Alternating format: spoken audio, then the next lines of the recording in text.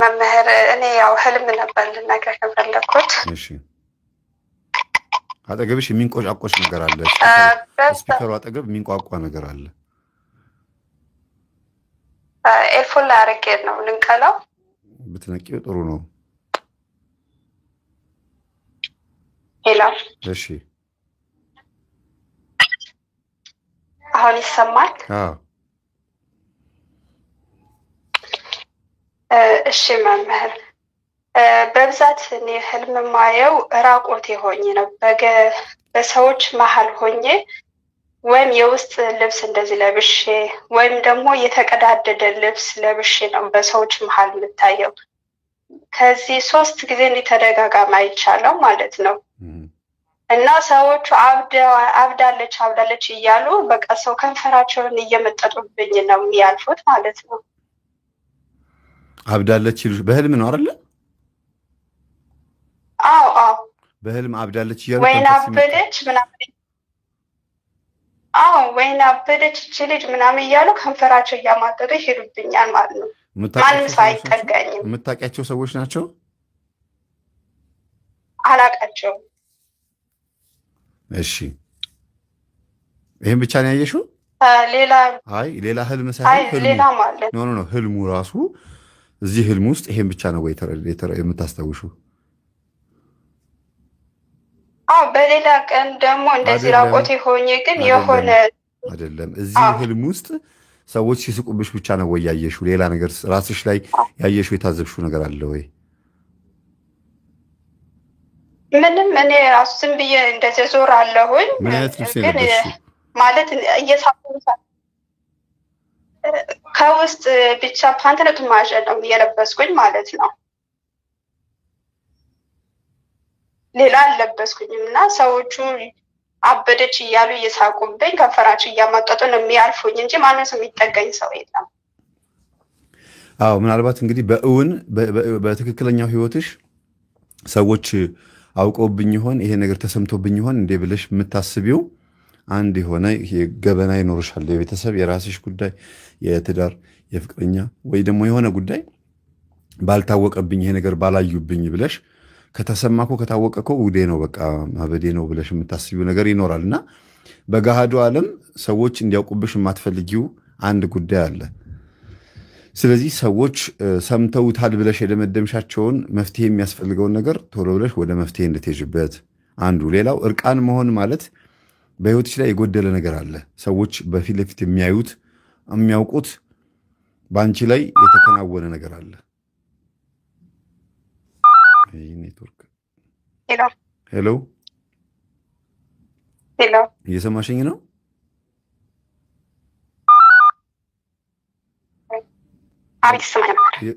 ሄሎ ቦታ ቀይረሽ ኔትወርክ ያለሽበት ቦታ እንዳይሆን።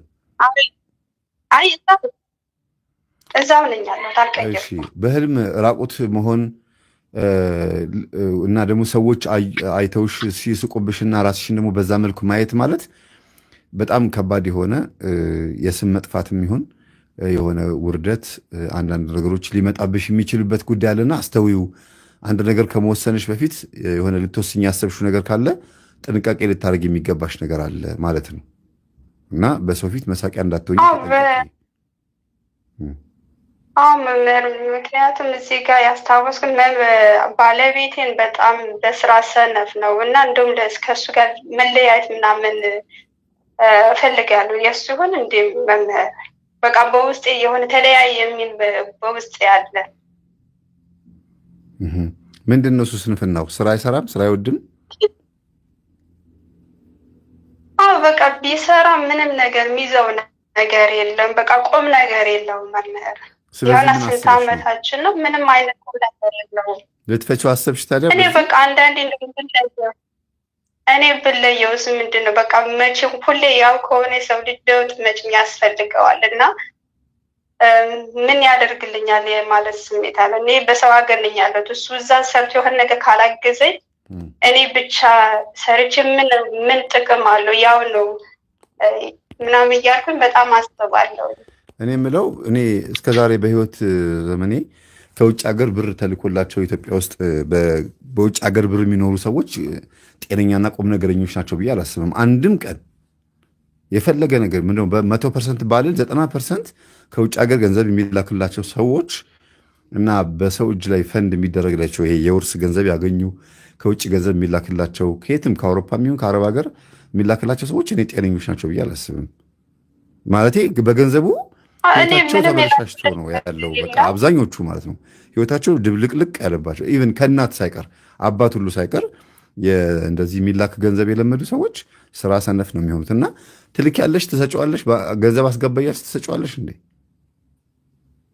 አልልክለትም። ብቻ መንጃ ፈቃድ አወጣሁለት። እሱም ይኸውና ምንም ነገር አይሰራበትም። ሰርቶ በቃ ያባክነ ምንም ነገር ለነገ ብሎ የሚይዘው ነገር የለም። በጣም ነው የሚያናድደኝ።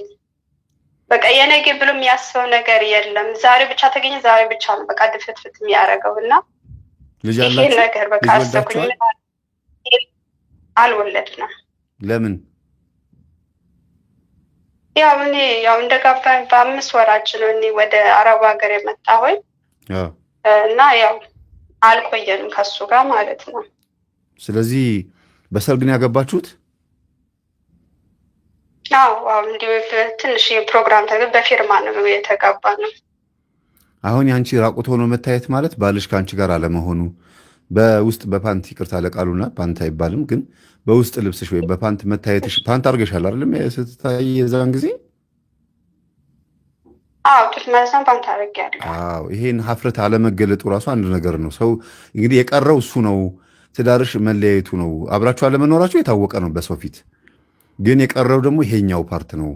የኔ የምትይው አንቺ ብቻ የምታውቂውን ሰውነትሽን የሚያውቀው ባለቤትሽ በቃ በዛ ፐርሰንት ያንን ሁለቱን ጨርቆች ከላይና ከታች ያረግሻቸው ጨርቆች ቢወልቁ ኖሮ ጥሩ አይደለም። ምናልባት የማይቀርለት ጉዳይ ይኖራልና ተጠንቀቂ። የማይሆን ውሳኔ እንዳትወስኝ ማለት ነው። ቅድም እንዳልኩሽ ያ ነው። የማይሆን ውሳኔ ልትወስኝ ካሰብሽ ስምሽ ይጠፋል ያልኩት ለዛ ነው። እኔ ራሱ በጣም በቃ መለያየት ነው የምፈልግ። ምክንያቱም ሁሌ ያው ከሆነ የሰው ልጅ ለውጥ ከሌለው ምን ትርጉም አለው? ነገ ልጆች እንኳን ብናፈራ ምንም አይነት እኔ ልንገርሽ እስቲ እኔ በአንቺ ቦታ ብሆን ልንገርሽ፣ አንቺ እኔን አግብተሽ የሄድሽ ብትሆኝና እኔ በሱ ቦታ ብሆን እኔም ማወራው ይኖረኛል እና ልክ እንደሱ ሆኜ ላወራሽ እኔ አሁን ለምሳሌ አገባሹ በ5 ወር ሄድሽ። ይሄ ሰው ምንድን ነው ዕጣ ክፍሉ? ዕጣ ፈንታው ምንድን ነው? እስቲ አስቢው። ባል ነው፣ ወንድ ነው፣ ከሚስቱ ጋር መኖር ይፈልጋል። እዚህ ሆነሽ ጉሊትም ቸርችረሽ ቲማቲምም ሽንኩርትም ሸጠሽ ልትኖሪ ትችይ ነበረ። እሺ 1 ዓመት 2 ዓመት ስሪ። ያንን ያፈስሻትን ይዘሽ መተሽ ደግሞ የተወሰነ ሱቅ መንገዳገር ትችይ ነበረ። ይሄ ሰው ምንድን ነው አንቺ በሌለሽበት ውስጥ ሊያደርግ የሚችለው? እንደ ዓለማዊ ስታስቢው፣ እንደ መንፈሳዊ አይደለም፣ እንደ ዓለማዊ ምንድን ነው ማድረግ ያለበት? እንዴት ነው ማይለወጥ ስትይ? አንድ ሰው እኮ ወኔ ያስፈልገው። አግብቻለሁ ካለ ካጠገቡ በርታ፣ አይዞህ፣ ይሄ ነገር እንደዚህ ቢሆን እንትን ብንገዛ ምናምን ሲባል ነው ገንዘቡን ለዚህ ያስቀምጠዋለሁ ቢለው። አጠገቡ የለሽ ለምን ላስቀምጠው ይላል። ምን ልስራበት ብሎ ያስባል። በዛ ላይ እንደ አንቺ አይነት ጭንቅላት አይደለም ያለው። አንቺም ደግሞ እንደሱ አይነት ጭንቅላት አይደለም ያለሽ። አንቺ የራስሽ ነው፣ እሱ የራሱ ነው። በራሱ መንገድ ሰነፍ ሆኖ አንቺ በራስሽ መንገድ ጎበዝ ስለሆንሽ እንደኔ ካላሰበ ሰው አይደለም ብሎ ማሰብ ጥሩ አይደለም። ሰው በህልም ምንድን ነው ይባላል፣ ጆሮ በህልም ማየት፣ በተለይ ጆሮ ደምቶ ወይ ጆሮ ቆስሎ ፍም ሆኖ ግሎ ከታየ ምንድን ነው ይባላል፣ እኔ የምለውን ብቻ ስሙ፣ እኔ የምለውን ብቻ አዳምጡ፣ ሰዎች እኔ ሊሰሙኝ ይገባል፣ እኔ ያልኩት ካልሆነ ማለት ነው ይባላል ትርጉሙ። እና ከምን አንጻር ነው ይሄን የምነግርሽ? በብዛት አንቺ የምትይው ነገር እንዲያደርግ ገንዘብ አጠራቅም ስትዩ እሺ እንዲልሽ አረብ ሀገር ሄደሽ በመስራትሽ የተለየ አንድ የሆነ ከሱ ከፍ ያለ የተሻለ ገንዘብ እንደምታመጪ አስበሽ እሱን ስታዡ እሺ እንዲልሽ፣ እሱን ግን ለማዳመጫ ጊዜ እንደሌለሽ ነው የምረዳውን። ያሁን ወቀሳ ነው እየወቀስኩሽ ነው ያለሁት። ባለትዳር ነሽ፣ አግብተሻል። ቢያንስ ልጅ እንኳን ቢኖረው ገንዘቡን አያጠፋም። ሱሪ ይገዛበታል፣ ትምህርት ቤት ደብተር ምናምን መመዝገቢያ የተለያየ ነገር ለመግዛት እንኳን ገንዘብ ያጠራቅም ነበር። ይሄ ልጅ ምንም ነገር የለውም። አንቺ እንኳን የለሽ ማጠገቡ። ስለምን አስቦ ገንዘብ ያጠራቅም? እንደ ዓለማዊ ሰው ስታስቢው። እና ይሄ በጣም ወሳኝ ነው ብዬ አስባለሁ። መምጣት አለብሽ ስምሽ ከመጥፋቱ በፊት ቢያንስ እንኳን ወልደሽ ልጅሽን 1 ዓመት ወይ 2 ዓመት አሳድገሽ እናትም ካለች ከእናት ጋር አስቀምጠሽ ልጁን እየተመላለሰ እያየ አይኑ ማረፊያ ቢያገኝ ጥሩ ነው ብዬ አስባለሁ። እሺ መምህር አመሰግናለሁ። ሌላ ልንገርህ መምህር። እሺ ያዝ አድርጊውና በሌላ ያዡ አንድ ጊዜ እሺ ምዕመናን እንደው አንድ ሰው ገብቶ ስለተሳደበ ይህን ያክል ምንድን ነው የምትነጋገሩት? በቃ ተዉት፣ መልሳት መልሱለት። ይሳደብ፣ ጽፎ ጽፎ ጽፎ ይውጣ። እንደባለፈው ወይ ከመስመር እናስወጠዋለን። እኔ ያን ለማድረጊያ ጊዜ ስለሌለኝ ነው፣ ማስወጫ ጊዜ ስለሌለኝ ነው እንጂ እናስወጠዋለን። ተዉት። እናንተ አትመልሱ፣ ዝም ብላችሁ አዳምጡ። የሚሳደብም ካለ አለ፣ ብዙ አይነት ጭንቅላት ያለው ሰው እኮ አለ። ገና ያልተከፈተ ገና በጣም ብዙ አይምሮ አለ። ምን እንደምናወራ ምን እንደምንማማር ራሱ ምንም የማያውቃለ። ይሄ ዩቲዩብ ምን እንደሆነ ራሱ የማይረዳ ሰው አለ። ለምን መልስ ትመልሳላችሁ? አትመልሱ እባካችሁ። በቃ ምንም ነገር አያስፈልግም። እሺ ኔት ቀጥይ። እሺ በሌላ ጊዜ ደግሞ በህልሜ እኔና እሱ የሆነ መንገድ መተን እሱ በሌላ መንገድ እኔ በሌላ መንገድ ተለያየን። አብረን ሆነ ግን እሱ ወደ ሌላኛው መንገድ ሄደ፣ እኔ ወደ ሌላኛው መንገድ ሄድኩኝ። ስትመጡ ስትነሱ በምን ሁኔታ ውስጥ ነበራችሁ? ዝም ብለን ወክ ያደረግን መንገድ ላይ፣ ከዛ እሱ በሌላ አቅጣጫ ሄደ፣ እኔ በሌላ አቅጣጫ ሄድን። በቃ አንቺ ነሽ የተወሰነ ቦታ ሄድን። አንቺ እቃ ያዛችሁ? እቃ አልያዛችሁ? እቃ ምንም አልያዝንም። አዎ። እና ይሄ ከባድ ነው። ቢያንስ አንቺ የሆነ እቃ ወይ እሱ አንድ የሆነ እቃ ይዛችሁ ቢሆን ኖሮ የመመለስ ወይ እሱ ወደ አንቺ ወይ አንቺ ወደ እሱ የመሄድ እቃ ይዞ ሁለት ሰዎች አብረው ሲሄዱ ቆይተው ለሁለት ሲገነጣጠሉ እቃው ለሁለት ከተከፈለ ወይም ሁለታችሁም እንካ ተባብላችሁ ከተሰጣጣችሁ ችግር ነው፣ የመለያየት ትዳር የመፋታት ነው። አንዱ ሰው ብቻ አንዱን እቃ ይዞ ከሄደ ግን ያ ባዶ እጁን የሄደው ሰው ተመልሶ ወደዚህ መምጣቱ እንደማይቀር ማሳያ ነበረ። ግን ሁለታችሁም ባዶ እጃችሁን ከሆናችሁ ሁለታችሁም ዓላማ የላችሁም ማለት ነው። ምንድን ነው ዓላማችሁ? አንድ የሆነ ነገር ያስፈልጋል። ያ እቃ ወይ ልጅ ነው ወይ ሁለታችሁም የሆነ ነገር ያስፈልጋችኋል።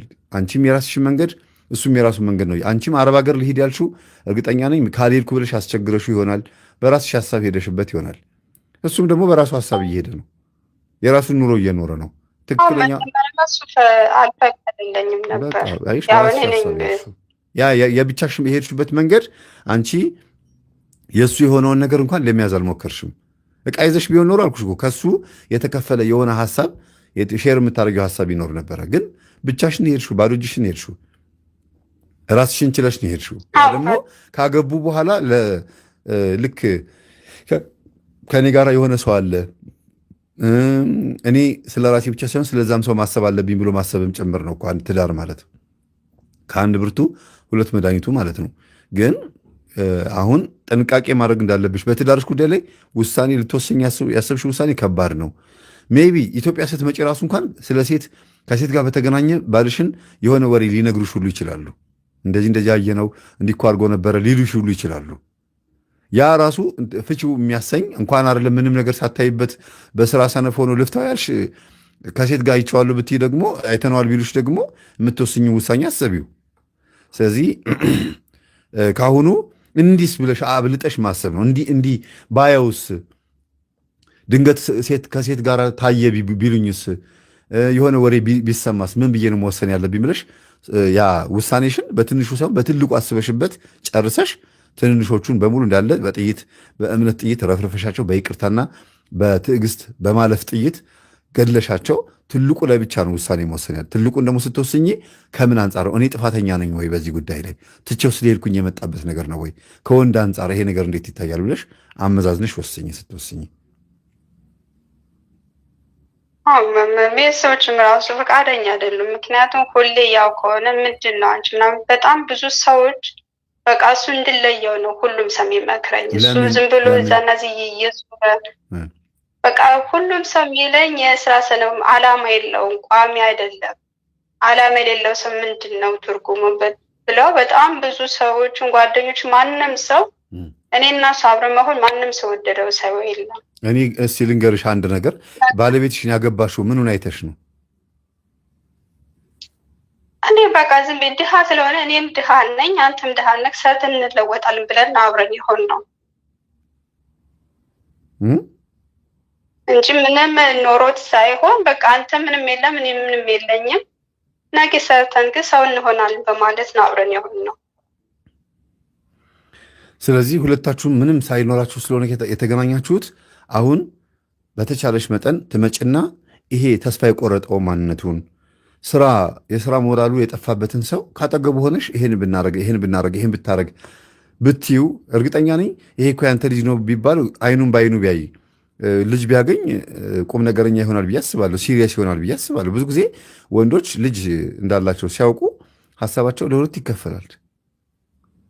ዝም ብሎ ይነዳ የነበረ ወንድ ብዙ ጊዜ ልጅ ሲወልድ ነው የሚስተካከለው። ይህን ባህሪ ስላወቁ መሰለኝ አንዳንድ ሴቶች አረገዝኩ ብለው የሚናገሩት ወይም ደግሞ ማርገዛቸውን ድንገት እንደ ወንድ እንደ ትዳር እንደ ማጥመጃም የሚጠቀሙት።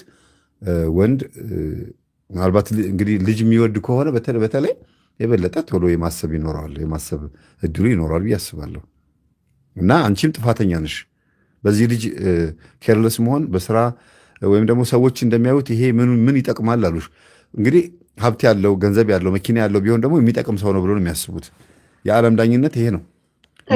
ንጉሥ ዳዊትን እኮ ለንግስና የመረጠው አልነበረም፣ ወንድሞቹ ነበር የታጩት። ይሄ ሲያምር ሰውነቱ፣ ይሄኛው ደግሞ መልኩ ሲያምር፣ ይሄ ደግሞ ሰውነቱ ጡንቻው ሲያምር ብሎ ነቢዩ ሳሙኤልም በዛ ቦታ ላይ ያሉ ሰዎችም በሙሉ ወንድሞቹን ነበር የመረጡት። ግን እግዚአብሔር አልመረጣቸውም።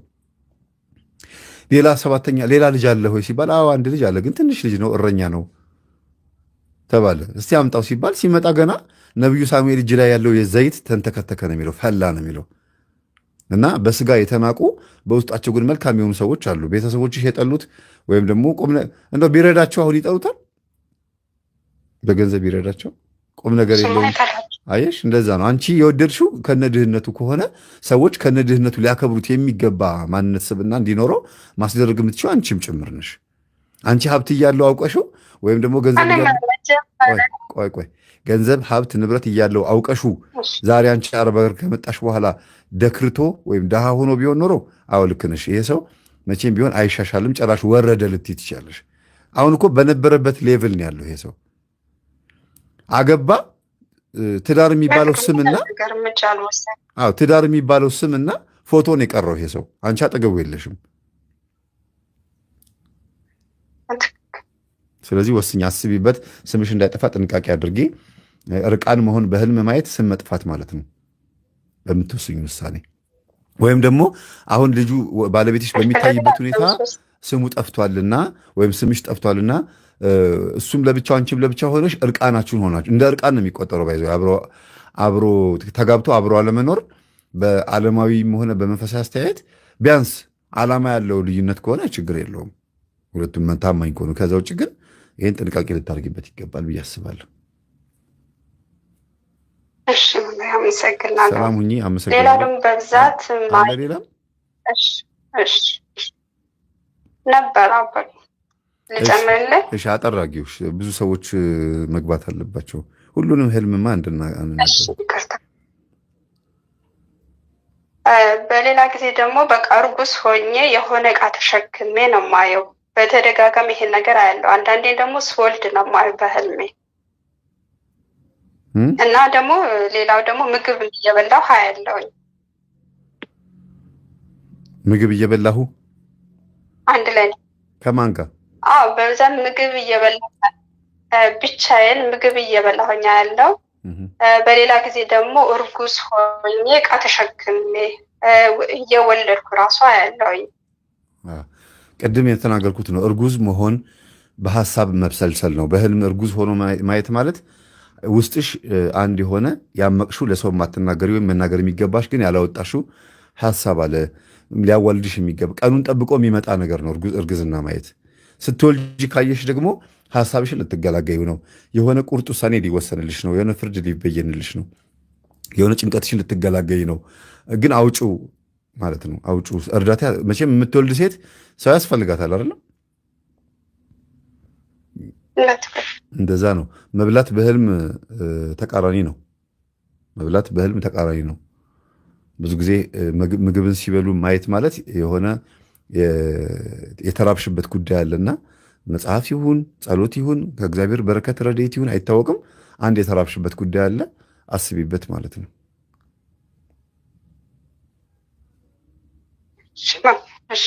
እሺ፣ አመሰግናለሁ። ሰላም። እሺ